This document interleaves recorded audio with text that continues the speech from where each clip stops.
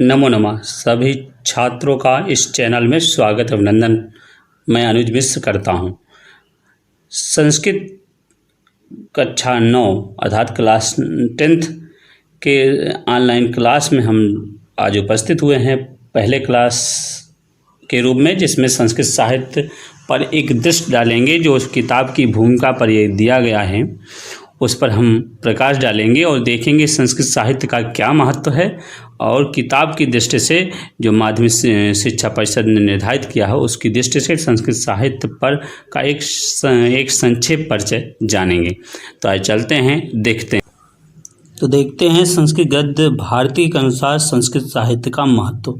एक खंड का गद्य पद और आंसू पाठ को हम पढ़ेंगे। उसमें संस्कृत गद्य भारती में संस्कृत साहित्य पर एक दृष्टि डालेंगे, किताब के अनुसार देखेंगे।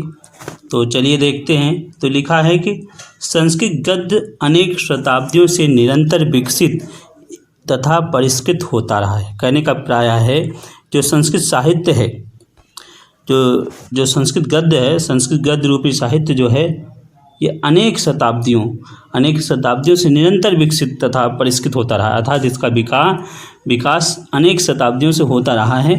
कोई एक तुरंत की घटना नहीं है, ये बहुत समय से इसका विकास होता रहा है। संस्कृत में गद्य का प्राचीनतम रूप में कृष्ण यजुर्वेद में मिलता है। तो अर्थात यदि आपसे पूछा जाए कि जो गद्य का प्राचीनतम स्वरूप कहाँ पर मिलता है तो आप जान लें कि कृष्ण यजुर्वेद में मिलता है। कहने का अभिप्राय है कि जो हमारे पास संस्कृत साहित्य के जो 4 वेद हैं उसमें जो यजुर्वेद है उसकी शाखा कृष्ण यजुर्वेद में हमें इसका प्राचीनतम स्वरूप देखने को मिलता है। इस वेद की तैत्तिरीय संहिता, अब इस कृष्ण यजुर्वेद की एक संहिता है जिसका नाम तैत्तिरीय संहिता है, ये तैत्तिरीय संहिता है। और काठक संहिता तथा मैत्रायणी संहिता, ये 3 चीज़ें, तैत्तिरीय संहिता, काठक संहिता और मैत्रायणी संहिता आदि का लगभग आधा भाग गद्य में ही है। इस गद्य में हमें एक विशिष्ट सारवत्ता, सौंदर्य और मोहकता के दर्शन होते हैं। वाक्य छोटे हैं, चुस्त तथा मुहावरेदार हैं। वाणी के पीछे अर्थ भागता सा चलता है, अर्थात पहले वाणी जब जो भाषा हम बोलते हैं उसके पीछे अर्थ स्पष्ट रूप से समझ आता है। कहने का प्राय इनका यह है। समासों का सामान्य प्रयोग भी दृष्टिगोचर होता है। या गद्य प्रांजल तथा प्रवाहपूर्ण है। प्रवाहपूर्ण अर्थात ये प्रवाह डालता है सुनने वाले पर। कालक्रम में कुछ उतरकर अथर्ववेद का गद्य आता है। अगर कुछ नीचे आए अर्थात समय थोड़ा आगे बढ़े समय के साथ तो अथर्ववेद में भी कुछ गद्य आता है। जो हमारा 4था वेद है अथर्ववेद, उसमें भी गद्य के दर्शन होते हैं। अथर्ववेद का लगभग 6ठा भाग गद्यात्मक ही है। अर्थात अगर हम अथर्ववेद जो 4था वेद है हमारा उसका देखें तो जो 6ठा भाग है, अर्थात जो इसका 6वां भाग है वो पूर्ण रूप से गद्य ही है। इस प्रकार संस्कृत गद्य का प्रारंभ वैदिक साहित्य के मंत्र काल में भी हुआ है। कहने का प्राय है जो अथर्ववेद है इसमें जादू टोना इत्यादि के विषय में बताया गया है, जो मंत्रों का विशेष रूप से हम इसमें चर्चा हुई है। तो इसीलिए कह रहे हैं कि वैदिक साहित्य के मंत्र काल में ही हुआ है, गद्य का स्वरूप दिखाई देता है। अब आइए आगे दूसरा पैरा देखें। तो वैदिक साहित्य के ब्राह्मण काल में गद्य पूर्णतया विचाराभिव्यक्ति का माध्यम बन गया। अभी तक तो प्रयोग होता रहा था, लेकिन जब ब्राह्मण काल आया, कौन सा काल आया? ब्राह्मण काल। तो ये देखिए यहाँ पे दिखा रहे हैं कि वैदिक साहित्य के ब्राह्मण काल में गद्य पूर्णतया विचाराभिव्यक्ति का माध्यम बन गया, अर्थात लोग आपस में बातचीत गद्य में पूर्ण रूप से करने लगे, जबकि इसके पहले ऐसा नहीं था।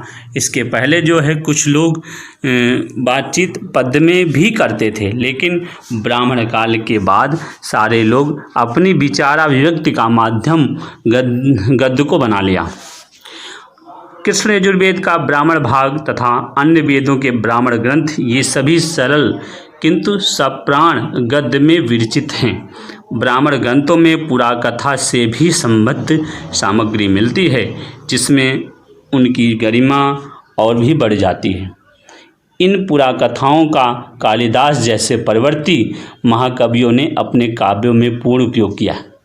अर्थात जो ये आपके ब्राह्मण में जो पुरा कथाएँ मिलती हैं, इसका कालिदास जैसे परिवर्ती कवि, अर्थात कालिदास जो बाद में ब्राह्मण ग्रंथों के बाद जो कवि आए, जैसे कालिदास, बाणभट्ट, ठीक है, दंडी इत्यादि जो कवि आए, उन्होंने इसका अपने काव्य में पूर्ण रूप से उपयोग किया, अर्थात प्रयोग किया है।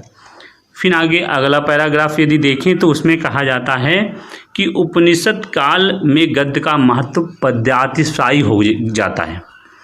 अब ब्राह्मण काल के बाद आता है उपनिषद काल, अर्थात जिसमें उपनिषदों की रचना हुई।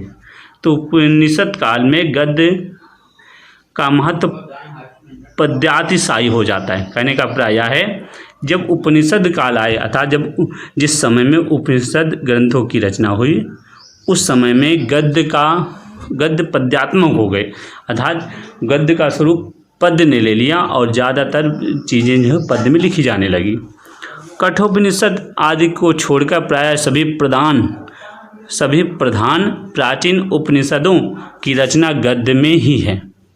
कहते हैं कठोपनिषद आदि को छोड़कर प्रायः सभी प्रधान प्राचीन उपनिषद की रचना गद्य में ही हुई है। अर्थात यदि कुछ कठोपनिषद ऐसे हैं, इनको छोड़ दिया जाए तो जितने भी प्राचीन प्रधान उपनिषद हैं उनकी रचना किस में हुई? गद्य में। उपनिषदों की गद्य भाषा सरल, सहज एवं भावाभिव्यंजक है।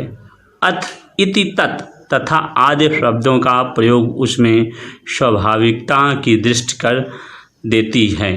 हा, वै, उ आदि अव्यय का वाक्यालंकार के रूप में प्रयुक्त हुए हैं, जिनमें वाक्यों की कमनीयता बढ़ जाती है। सरल शैली तथा भव्य भावों का सामंजस्य हमें उपनिषदों की भाषा में मिलता है। सूत्र काल में, अब देखिए उपनिषद के बाद सूत्र काल आए। अब सूत्र काल में संस्कृत गद्य का क्या स्वरूप है ये बता रहेंगे इस पैराग्राफ में। तो इन्होंने कहा कि सूत्र काल में संस्कृत गद्य में एक उल्लेखनीय परिवर्तन दिखाई देता है। किसमें? सूत्र काल में। क्या परिवर्तन दिखाई देता है? तो कहते हैं कि मंत्र वांग्मय की लयबद्ध संगीतमय गद्य भाषा तथा ब्राह्मण एवं उपनिषद ग्रंथों की सरल सहज भाषा में भावों की व्यंजना बड़े ही विशद तथा निर्मल ढंग से होती है।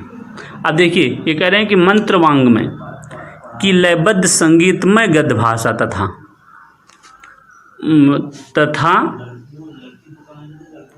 ब्राह्मण एवं उपनिषद ग्रंथों की सरल सहज भाषा में भावों की व्यंजना बड़े ही विशद तथा निर्मल ढंग से होती थी। शब्दों का प्रयोग अर्थ के सुस्पष्ट एवं विस्तृत प्रतिपादन के लिए किया जाता था, जिसके परिणाम स्वरूप संपूर्ण वाक्यों की तथा कभी कभी पूरे वाक्य समुदायों की पुनरावृत्ति करनी पड़ती थी।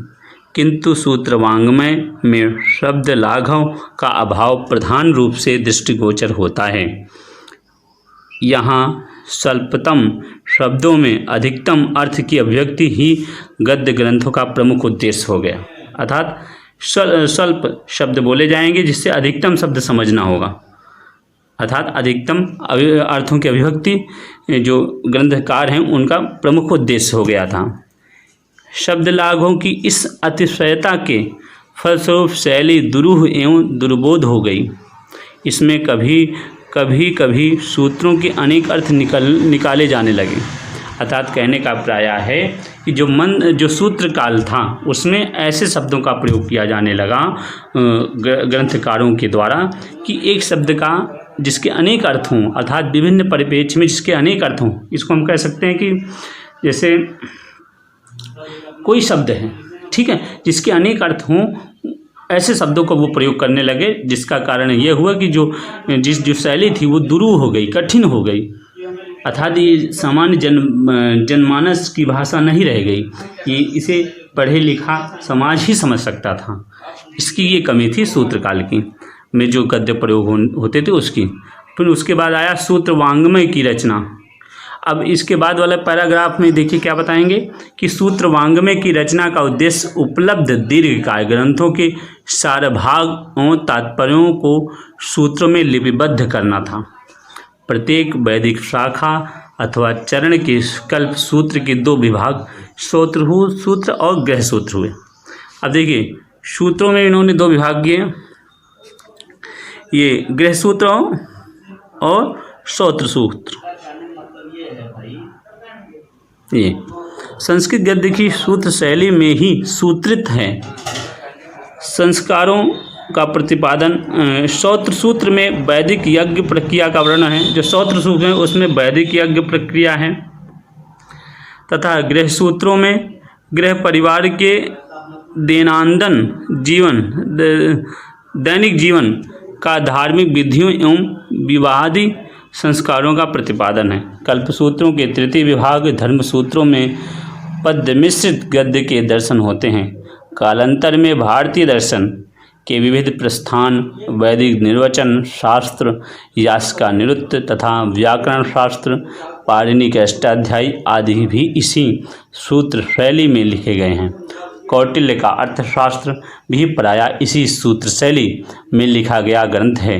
इसमें विषय प्रतिपादन धर्मशास्त्रीय ग्रंथों की तुलना में कहीं अधिक शुद्ध है। शास्त्रीय गद्य के साथ ही साथ एक अन्य प्रकार के गद्य का विकास हुआ जिसे हम लौकिक संस्कृत एवं ब्राह्मणकालीन गद्य का संधि स्थल कह सकते हैं। अब देखिए एक नए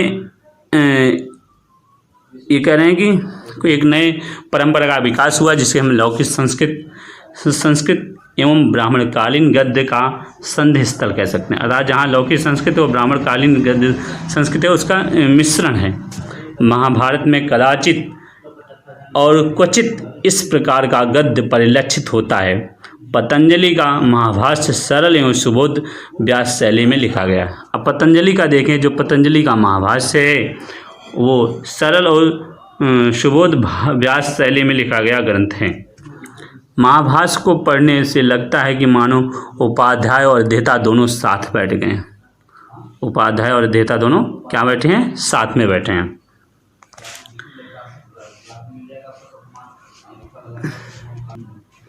आमने सामने बैठकर प्रश्नोत्तर शैली द्वारा अभिष्ट शास्त्रीय प्रतिपादन कर रहे हैं।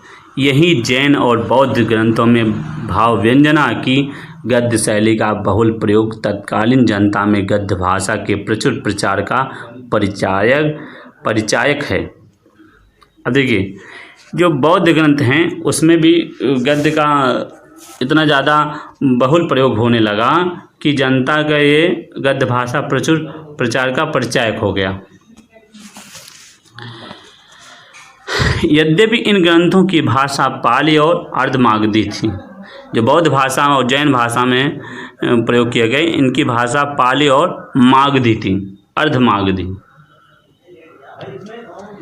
तथापि इनमें प्रयुक्त सरल वर्णनात्मक गद्य से यह लक्षित होता है कि कदाचित संस्कृत में भी इसी प्रकार की सरल गद्य भाषा का प्रचार रहा होगा।